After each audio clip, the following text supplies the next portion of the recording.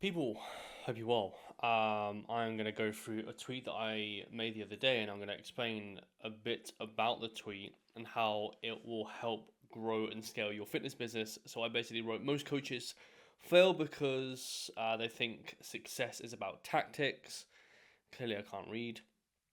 It's not. It's about being the person who executes the boring stuff without quitting. So I'm basically going to go through that and go over that in this video. So most relatively new online coaches do not necessarily need a fancy strategy.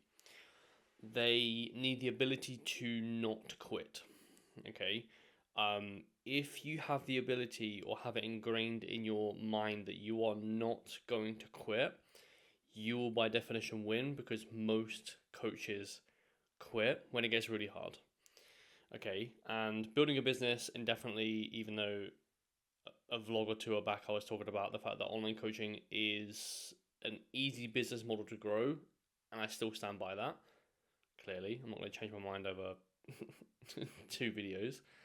Um, but in order to grow this business, you basically have to just never ever quit.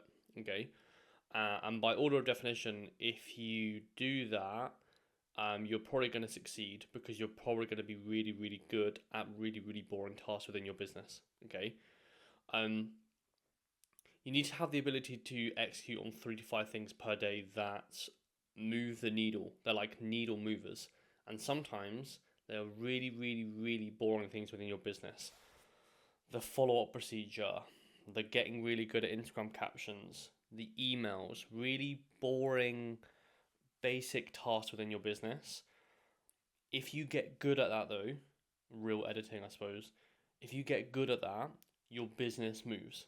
Okay, so the one thing I will say about trying to drive this online coaching business is don't look at the 35 things, look at the 3 to 5 things. Okay, because again, if you can execute on them really proficiently and well, you will drive the business because quality really fucking matters in this game. Okay, the ones who are making 15, 20 grand months, if you look at their Instagram page, it just looks perfect. It looks like they're operating a business, which they are. Those who are really, really, really struggling, everything just looks shit because they're trying to do everything and nothing gets their attention. So everything's really sporadic. The Canva design is all over the place. The graphic design all over the place. The real edits are crap. The caption is lackluster, right? So if you actually do really like a really finite, small amount of tasks within your business, within your day to day business, and you do it really well, you're probably going to drive the business. Okay.